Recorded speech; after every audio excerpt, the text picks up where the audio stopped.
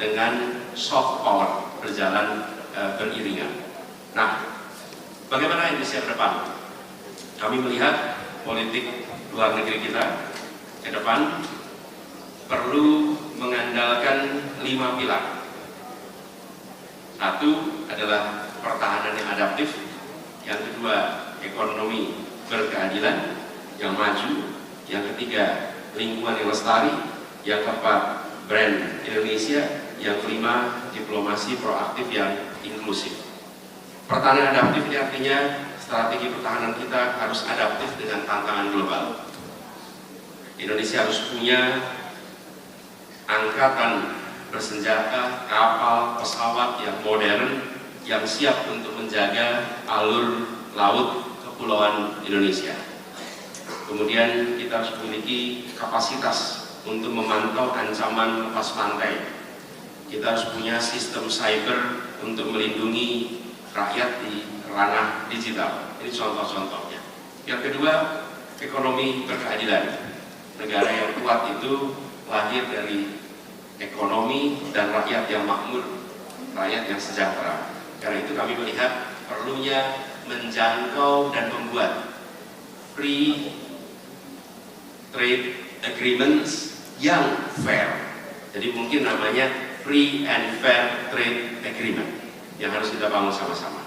Kita menyaksikan bagaimana Singapura, Malaysia memiliki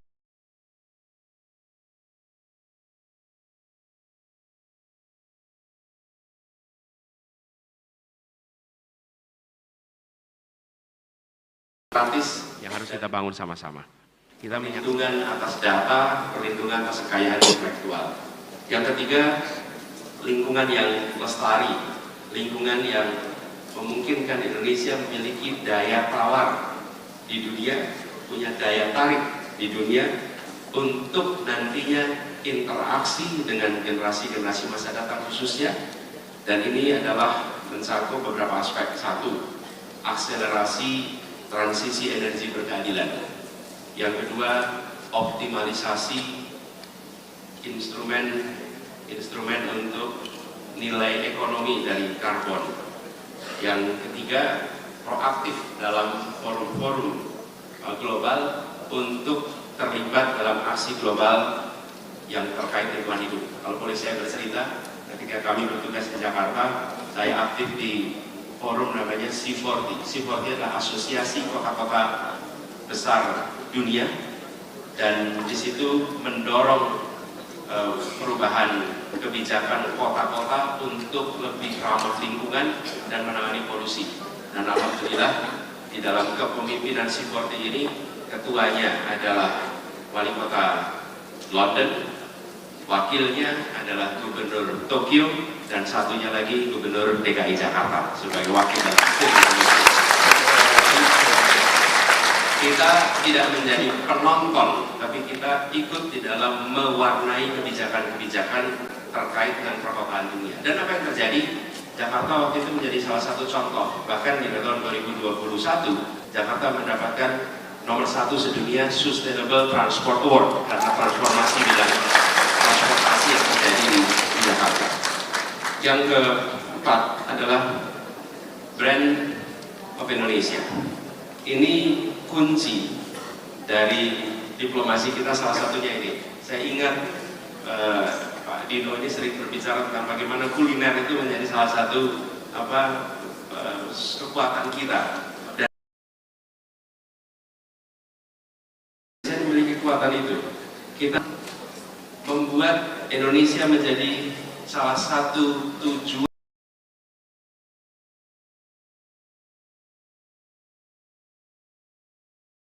tapi harus bisa menjadi tamu mempesona di orang. Nobel, kita seringkali bicara kita harus jadi tuan rumah di negeri sendiri, ya itu bagus. Tapi kalau cuma tuan rumah di negeri sendiri, rumah-rumah kebudayaan Indonesia di berbagai wilayah dunia. Biarkan dunia datang.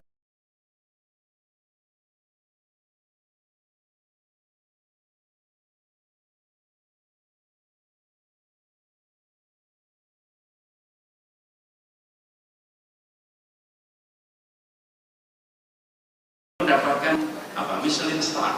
Kita ingin restoran-restoran Indonesia bukan hanya hotel, memiliki Michelin Star, dan itu diakui oleh dunia. Dan kita ingin Indonesia untuk orang menyaksikan bahwa kita memiliki kekuatan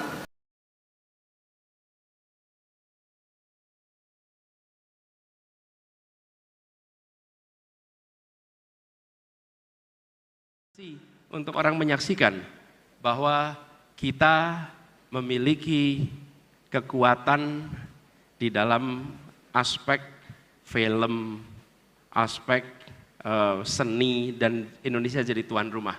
Kami mencoba menyiapkan. Sekarang kalau datang ke Taman Ismail Marzuki, maka di situ menjadi sebuah cultural center yang sanggup untuk menerima performance kelas dunia yang ada di sana. Saya tidak tahu apakah operator membawa.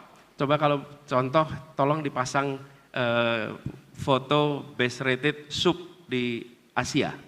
Kalau ada di sini ada. Kalau nggak ada, tolong dibantu disiapkan. Ada. Ah, ini dia. Indonesia itu nomor, kalau ditanya apa best rated sub di Asia, namanya rawon. Nomor 1 di Asia. Oke. Kemudian nomor 2 dari mana nih? Filipina. Nomor 3 apa? Gulai cincang. Nomor 3 di dunia. Coba sekarang, the 100 most iconic ice cream. Keluarin dong yang ice cream. Ragusa S Italia. Pak Dubes Itali, kami pinjam namanya. Dan satu lagi Zhang Randi. Ini dari mulai tahun 32 sampai sekarang. Coba sekarang, deep fried dessert in the world. Nomor 1, gorengan paling terkemuka di dunia nomor 1. Oh.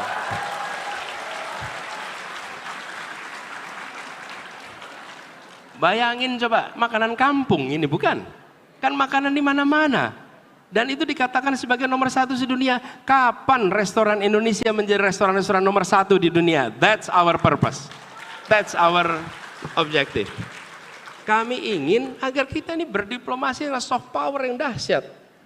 Dan kami ingin nantinya seperti sekarang di Jakarta, ada restoran Jepang, bahkan restoran Brazil, restoran Argentina, restoran Korea. Mana restoran Indonesia di kota-kota besar dunia? Itu akan menjadi salah satu prioritas utama di dalam soft power diplomasi ke depan. Oh, CNN, World Best Food 2017. Coba, nomor 1 apa? Rendang. Nomor 2? Nasi goreng sedunia, Bapak Ibu. Nah, anyway, kita menikmati makanan ini nanti ya. Tapi kita kembali kepada poin kita tadi, bahwa kita menginginkan itu semua. Jadi, ke depan Indonesia perlu lebih proaktif, dan supaya lebih proaktif kita membutuhkan kegiatan diplomasi yang lebih inklusif, diplomasi yang lebih terbuka. Dan kami melihat bukan hanya diplomat, tapi juga semua termasuk kaum muda menjadi ujung tombak Indonesia di dunia internasional. Jadi kami sangat menginginkan diaspora Indonesia di luar negeri menjadi ambasador-ambasador kita. Dan kita ingin agar mereka mendapatkan kesetaraan kesempatan dalam banyak aspek. Supaya diaspora ini menjadi kekuatan. Kebetulan Dino juga yang mendorong kekuatan diaspora. Ini harus kita dorong lebih kuat lagi. Karena kita tahu bahwa kehadiran mereka membawa warna Indonesia.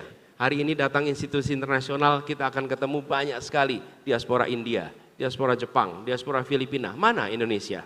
Dan berhenti untuk kita memandang bila ada orang Indonesia bekerja di internasional berarti tidak nasionalis. Tidak, mereka bisa bekerja di sana dan membawa nama Indonesia untuk berada di gelanggang internasional, dan berhenti menyebut mereka sebagai anasionalis.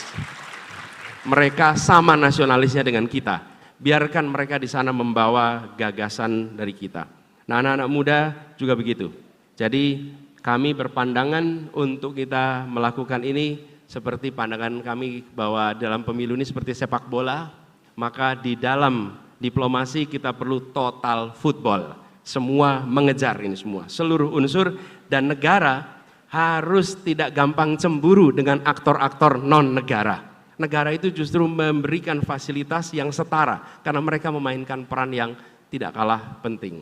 Jadi itu yang kami rencanakan, dan sebagai kesimpulan kita ingin Indonesia mendunia dan kita aminkan Indonesia sama-sama. Ya. Indonesia